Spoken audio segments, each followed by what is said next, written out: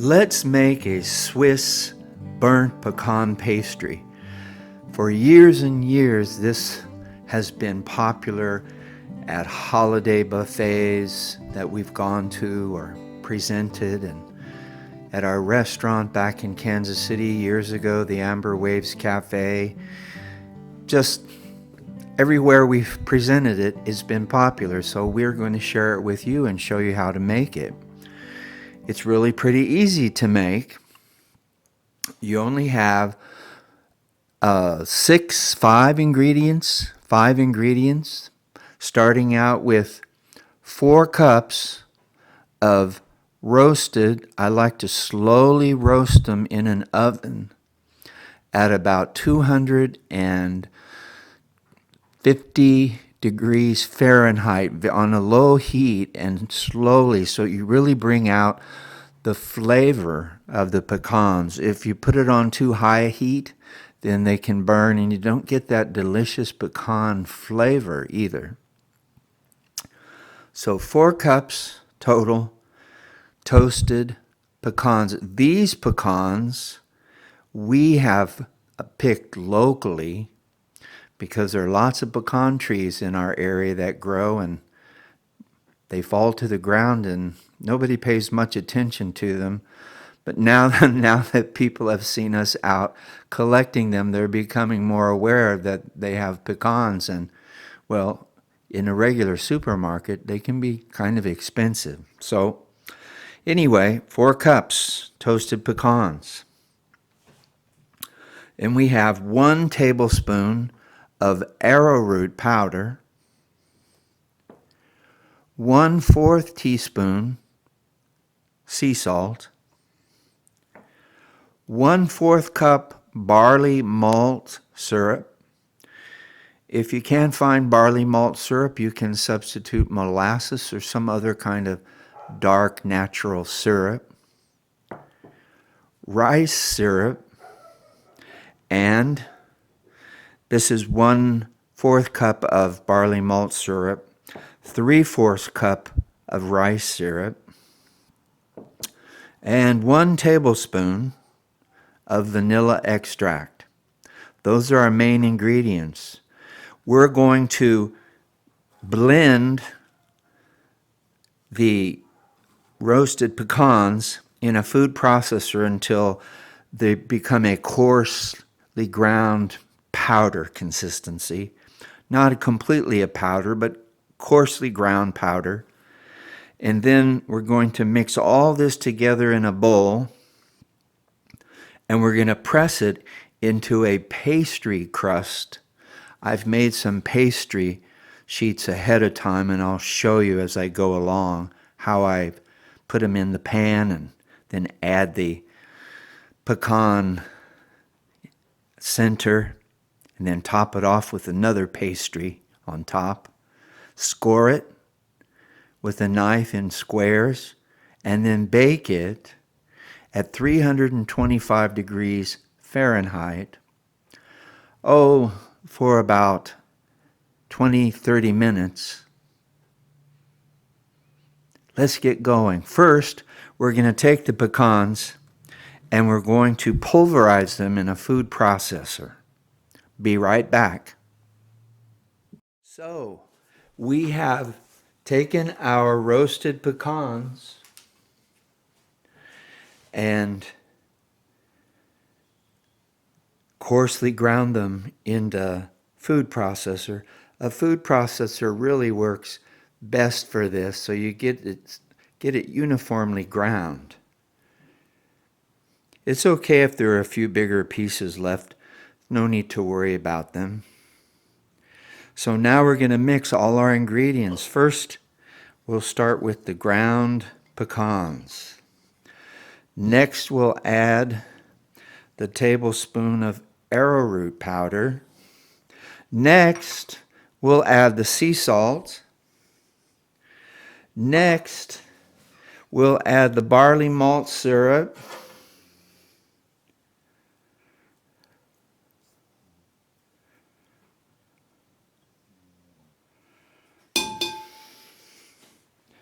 And That was 1/4 cup barley malt syrup.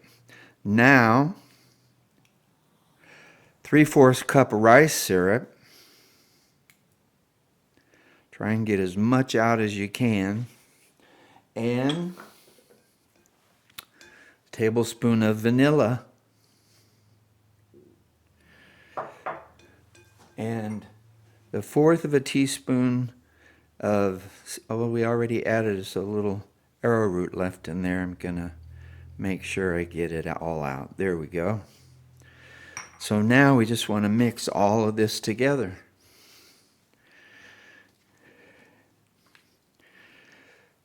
This makes a really delicious filling. You can roll this into round shapes and you have a quick nut ball, nut roll.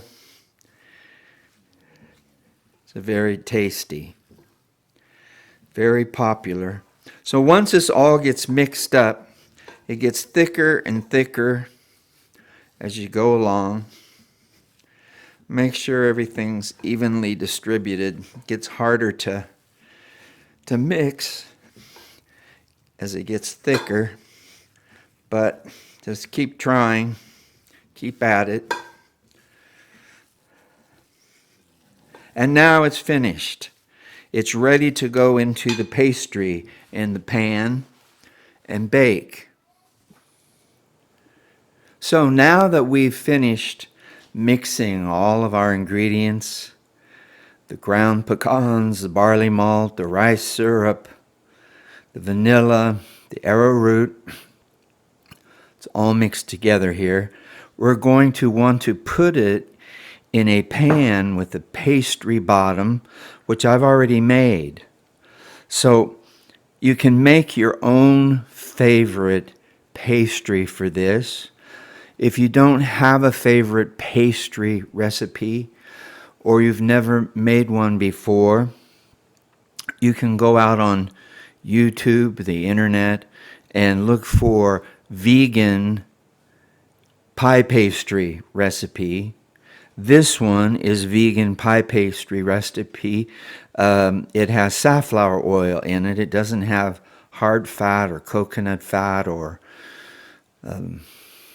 margarine or those types of things that are often in vegan pastry crust. So I've made this one.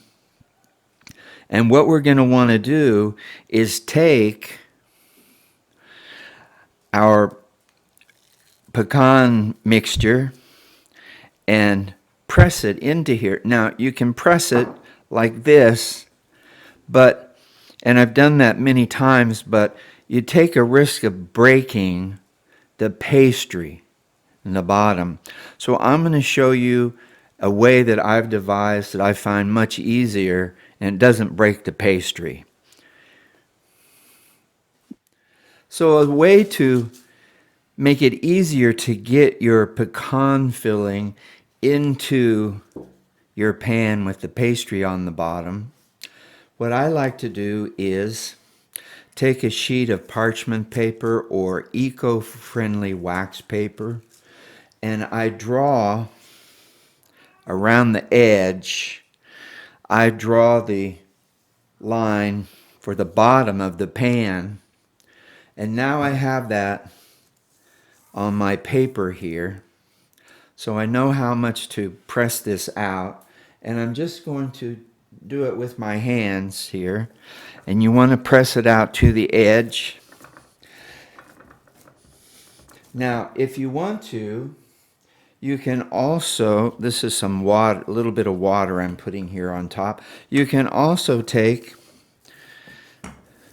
a rolling pin and just roll it out. That works nicely too, probably faster. And roll it out the size of the bottom of your pan.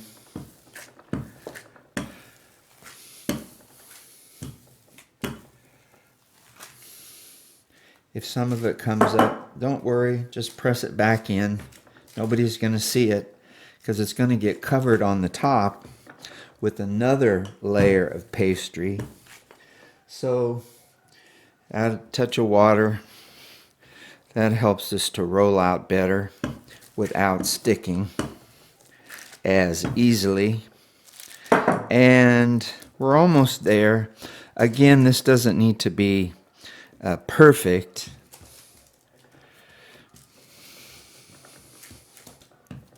Once you have that to the size of the bottom of your pan, like I've marked there, then we're going to take it and add it over our bottom pastry in the pan. As best you can, try and get your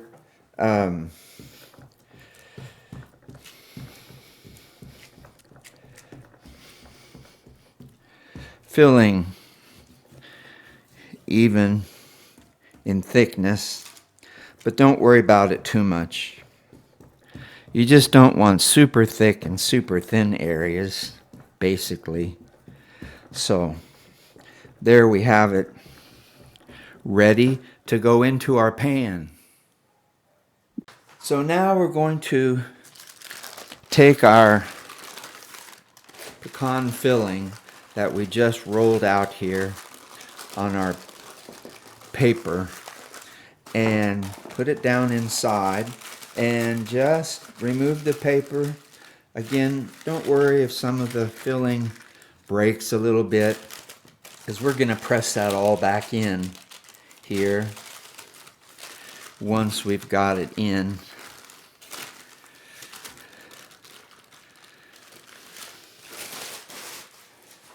And now you see you have some over the edges.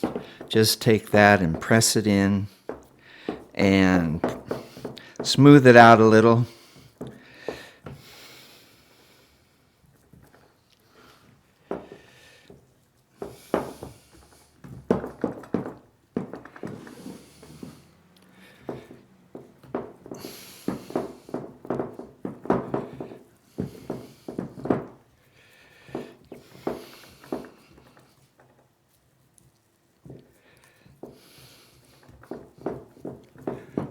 There we go.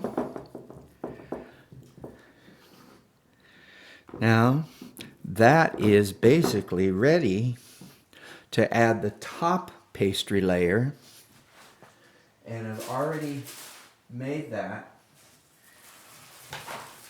I cut it, see, I put the paper down and I take the pan I'm using and I draw a line around it for the shape of the pan. So then when I'm making the pastry and rolling it out, I know how big to make it, and then in the end I can cut off any extra, and then I just take it out and set it down inside on top of our pastry, our pecan filling. There's a pastry on the bottom as well. And now remove the paper, and you can push it around a little bit if you need to spread it out to the sides. This makes it much easier to do if you cut it ahead of time, the shape that you need, and then press it out rather than trying to roll it out and fit it. And it's hard to get anything to roll inside the pan evenly. And this is just an easy way to do it.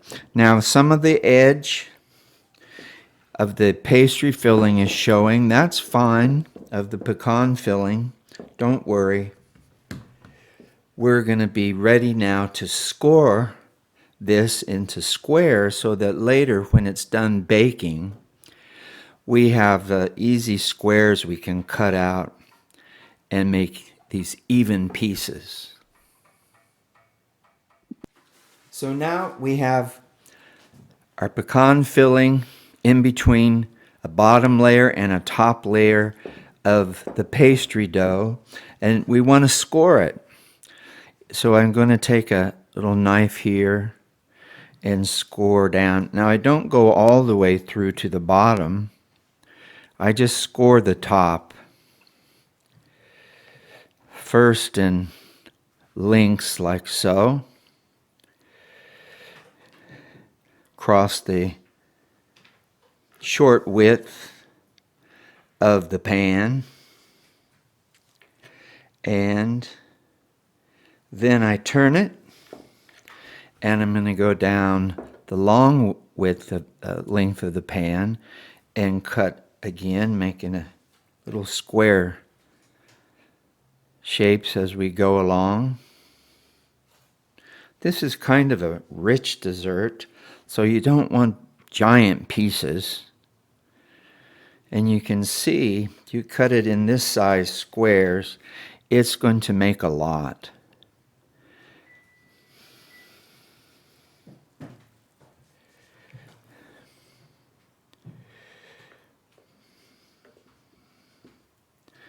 There's some are bigger and some are smaller. Don't worry. Now, we want to go through and cut a little slice this way through the top. Well, it makes a nice little design, and it also allows for heat or steam to release while this is baking. So this is going to bake now at 350 degrees. I think earlier in the video I may have made a mistake and said 325 degrees Fahrenheit. This is actually going to be 350 degrees Fahrenheit.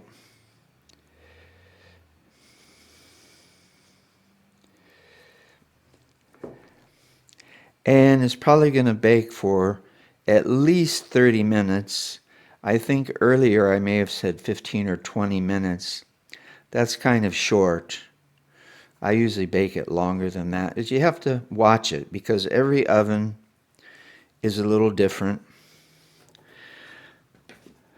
Oh, now it's ready to go into the oven and bake. Now while it's baking, periodically I'm going to glaze it. I'm going to add this little glaze. This is some barley malt syrup mixed with some water to make a thin glaze. So I'm going to put a first layer of glaze over it now. And then I may do it once or twice again while it's cooking.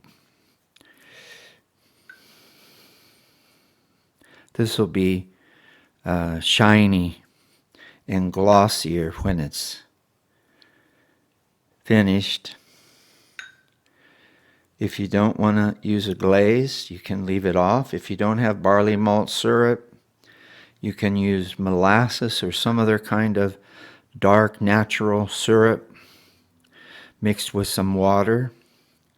We don't want it too thick, or you can't spread it and it'll just more easily brown or even burn perhaps.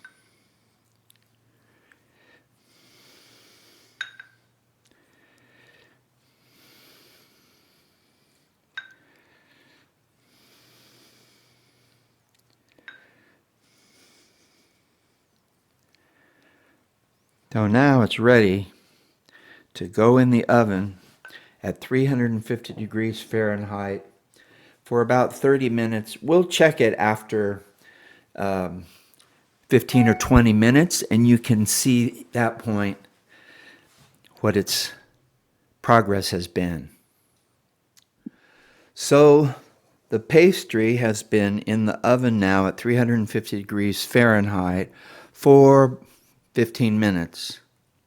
So I've taken it out. I'm going to brush on some of this barley malt mixed with water glaze again, and then put it back in the oven for another 15 minutes, 30 minutes total, and we'll see at that point if it's finished. So just glaze the top.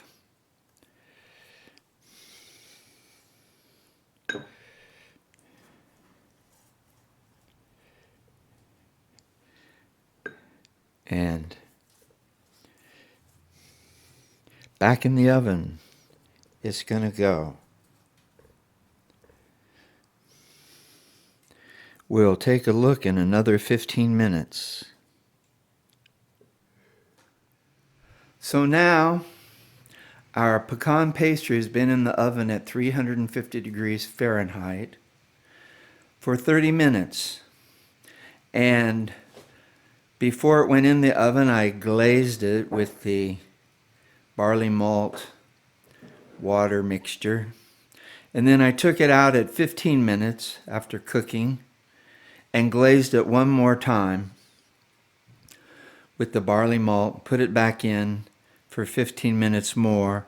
And so now this is what we have. A nice glazed look on top. And now we want it to cool. I like to cool it on something that raises the pan up off the counter so that the air can circulate underneath it and around it and cool it on all sides. Once that's cooled after about 30 minutes, we'll come back and we'll cut the pieces and we'll display them for a holiday buffet. Now that we've baked the pastry and we've let it cool off, we're going to cut it. See, previously I scored it in the top into square shapes there to make it easier to cut now. So we just take a sharp knife and go in, and let me remove this little trivet underneath. And we cut through.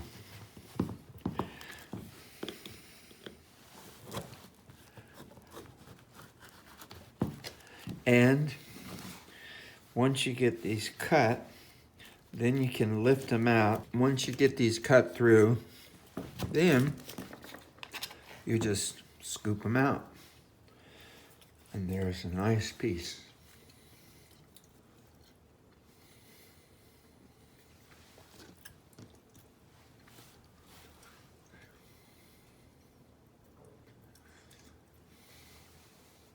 So we'll cut all of these out and then we'll present them for the holiday buffet.